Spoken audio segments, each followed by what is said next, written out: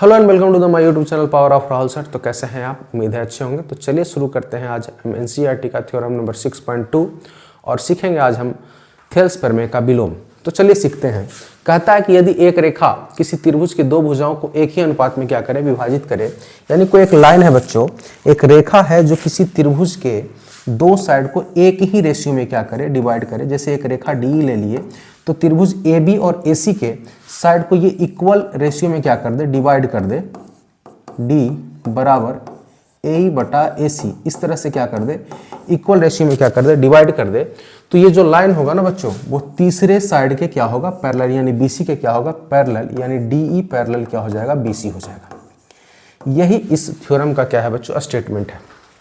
देखिए इंग्लिश में भी लिखा है कि if A line divides two sides of A triangle in same ratio, यानी सेम रेशियो में डिवाइड कर दे कोई लाइन दो साइड को, ट्रायंगल के दो साइड को, तो वो तीसरे साइड के क्या हो जाएगा, पैरेलल हो जाएगा। तो चलिए इसको सबसे पहले हम क्या करेंगे, प्रूफ। इसको क्या करेंगे बच्चों, प्रूफ करने का प्रयास करते हैं और सीखते हैं कि इसका प्रूफ कैसे होगा। तो कभी भी इसको करना है बच्चों तो सबसे आसान तरीके से करना है। वो आसान तरीका क्या है कि इसको हम कॉन्ट्राडिक्शन से प्रूफ करते हैं। किससे प्रूफ करते हैं बच्चों, कॉन्ट्राडिक्शन से, यानी विरोधाभास से प्रूफ करते हैं कि जो दिया है लाइन पैरेलल, उसको हम क्या कम मान लेंगे कि वो पैरेलल नहीं है। तो सबसे पहले तो हम जानते हैं कि थ्योरम में सबसे पहले दिया हुआ है क्या, स्टेटमेंट को ही अपने भाषा में लिखना रहता है। तो क्या लिखेंगे, सबसे पहले हम लिखेंगे दिया हुआ है कि त्रिभुज एबीसी की भुजा AB और BC को रेखा D इस प्रकार प्रतिच्छेद करती है कि, यानी जैसे कि यहाँ पे त्रिभुज क्या है बच्चों, त्रिभुज है, त्रिभुज कौन सा है, ABC है। त्रिभुज कौन सा है, ABC है। तो क्या कहता है कि त्रिभुज ABC की भुजाएं AB और AC को D, यानी एक साइड क्या, एक लाइन क्या है, D है। क्या है, एक लाइन D है, इस प्रकार प्रतिच्छेद करती है। किस प्रकार प्रतिच्छेद करती है बच्चों, इस प्रकार प्रतिच्छेद करती है कि AD बटा DB बराबर हो जाएगा AE बटा EC का। या इंग्लिश में बोले तो line D intersect side AB and AC of triangle AB such that AD बटा DB is equal to AE बटा EC। तो ये आपका दिया हुआ है स्टेटमेंट। तो इस स्टेटमेंट को दिया हुआ के रूप में हमने क्या कर दिया, अपने भाषा में इसको हमने क्या कर लिया, लिख लिया। जो यहाँ पे स्टेटमेंट थेल्स का विलोम था, इसी को हमने क्या कर दिया, अपने भाषा में दिया हुआ या गिवन के रूप में लिख लिया। उसके बाद क्या प्रूफ करना है, प्रूफ करना है D पैरेलल BC। तो उसके बाद दूसरा लिखेंगे कि सिद्ध करना है, क्या करना है, सिद्ध कि DE पैरेलल होगा किसके, BC के। D किसके पैरेलल होगा, BC के। और अंतिम में हम क्या करते हैं, प्रमाण यानी प्रूफ को लिखते हैं। तो प्रूफ लिखना है तो सबसे पहले हम मान लेंगे कि D पैरेलल BC बिल्कुल ही नहीं है। क्या नहीं है, D पैरेलल BC नहीं है। तो यदि संभव है तो माना कि D BC के समानांतर नहीं है। D BC के क्या है, समानांतर नहीं है। जैसे यहाँ पे अगर सीख ले, देखिए सीखते हैं इसको कि एक ट्रायंगल है। तो इस ट्रायंगल में अगर बात करें तो ये ट्रायंगल का नाम अगर दे दे बच्चों ABC दे दें, और एक लाइन क्या है, D है। तो हम प्रमाण में अगर बात किए तो क्या मान लिया कि D पैरेलल BC नहीं है, यानी ये पैरेलल नहीं है। आगे बढ़ते हैं। तो क्या कहता है कि इस BC के समानांतर एक अन्य रेखा क्या कर देते हैं, DF खींच देते हैं। क्या खींच देते हैं, DF खींच देते हैं। तो DF खींच दे, DF एक पैरेलल लाइन क्या होगा, DF खींच लेते हैं। तो यहाँ पे एक पैरेलल लाइन DF खींच ले, DF खींच लिया। हालांकि पैरेलल है नहीं, लेकिन हम मान लेते हैं कि है। D पैरेलल नहीं है तो कौन पैरेलल है, DF पैरेलल है। ठीक है, जो क्या करती है, AC को F पर काटती है। AC को क्या करती है, F पॉइंट पे क्या करती है, काटती है। आगे देख ले नीचे, if possible assume that D is not parallel to BC। मान ले कि D पैरेलल नहीं है BC। Then draw D through D draw a line DF। तो D से एक लाइन DF ड्रॉ करेंगे जो BC के क्या होगा, पैरेलल होगा, parallel to BC intersecting AC at F, और जो AC को F पॉइंट पे क्या करेगा, कट करेगा। नहीं तो अगर मान लिया बच्चों, क्या मान लिया कि DF पैरेलल है BC के, DF क्या है, पैरेलल है BC के। DF पैरेलल है किसके, DF पैरेलल है बच्चों BC के। ये हमने एज्यूम किया है, लेट किया है। तो यहाँ थेल्स थ्योरम अगर लगा दे, यहाँ पे बच्चों थेल्स थ्योरम लगा दे, थेल्स थ्योरम को अगर लगा दें तो क्या हो जाएगा, आपका हो जाएगा AD बटा DB बराबर AF बटा FC। हो जाएगा कि नहीं हो जाएगा? हो जाएगा। साथ ही साथ लेकिन दिया हुआ क्या है, बट गिवन क्या है, गिवन आपका बच्चों है AD बटा DB बराबर AE बटा EC। दिया हुआ तो है, देखिए है ना, दिया हुआ ये वाला, तो ये दिया हुआ है। अब देखिए इसको मान ली इक्वेशन 1 और इसको मान ली इक्वेशन 2, नहीं तो from equation 1 and 2, from equation first and second क्या आ जाएगा आपका, LHS बराबर है तो RHS भी क्या आ जाएगा बच्चों, बराबर आ जाएगा।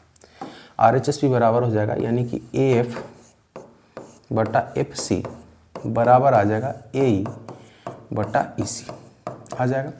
अगर दोनों तरफ बच्चों हम एक ऐड कर दें, यानी 1 को क्या कर दें, ऐड कर दें, बोथ साइड एडिंग 1, यानी बोथ साइड क्या कर दें, 1 को ऐड कर दें, तो AF बटा FC plus 1 is equal to AE बटा EC प्लस 1 आ जाएगा, नहीं आ जाएगा। बढ़िया आ गया। चलिए अब देखिए यहाँ से LCM क्या आ जाएगा बच्चों, FC आ जाएगा, नहीं FC, तो AF प्लस FC बराबर, इधर LCM आ जाएगा EC, तो AE प्लस आ जाएगा EC आ जाएगा। चलिए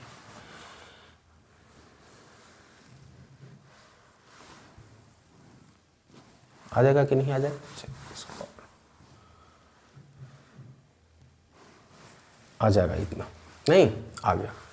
अब AF प्लस FC की बात करें बच्चों, तो जरा देखिए AF प्लस FC क्या होता है, क्या मिलता है फिगर में, तो जरा देखिएगा AF प्लस FC की अगर जब बात कीजिएगा तो देखिए AF यहाँ तक और फिर FC, यानी पूरा का पूरा यहाँ क्या आ गया, AC आ गया।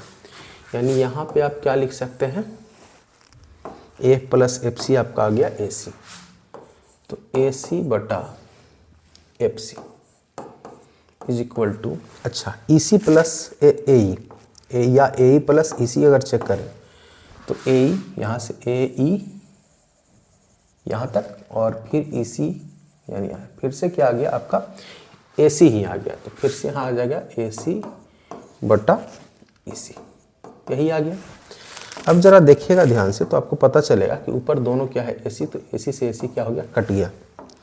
कट जाने के बाद क्या आ गया, आपका आ गया FC is equal to EC, ये आपका आ गया। नहीं अगर ये आ गया तो आप यहाँ से क्या कह सकते हैं कि AC और FC और EC क्या है, इक्वल है। FC और EC क्या है बच्चों, इक्वल है। अब जरा इक्वल है तो जरा देखिए, अब कह रहा है कि FC यानी FC यहाँ से यहाँ तक, ये वाला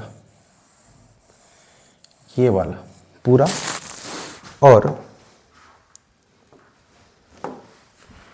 यहाँ से यहाँ तक ये वाला, क्या फिगर से इक्वल है, नहीं है, लेकिन यहाँ पे आ गया है। तो ये कब पॉसिबल है बच्चों, ये तभी पॉसिबल है कि जब ये F पॉइंट जो है उठ करके कहाँ आ जाए, E पर, यानी ये वाला जो DF जो है ना बच्चों, ये DF है, ये कहाँ आ जाए, E पॉइंट पे आ जाए, तभी ये FC और EC आपस में क्या हो पाएगा, इक्वल हो पाएगा। यानी ये जो पॉइंट है ना F और E, ये दोनों एक ही पॉइंट है। कहने का मतलब इससे तो यही पता चल रहा है कि ये जो F पॉइंट है वो कहाँ पे है, E पे, या E जो पॉइंट है F पे है, यानी दोनों एक ही पॉइंट है, अलग पॉइंट नहीं है। यानी कि यहाँ से क्या पता चल रहा है, इट इज ओनली पॉसिबल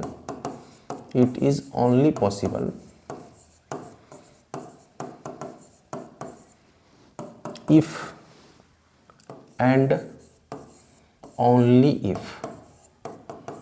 यह कब पॉसिबल है, यह तभी पॉसिबल है या यह तभी संभव है यह तभी संभव है जब केवल और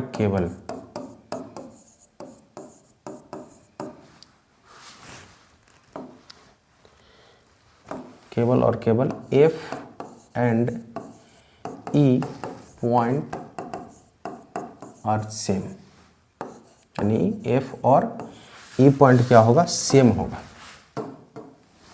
F और E पॉइंट क्या होगा, सेम होगा। F तथा E बिंदु एक ही बिंदु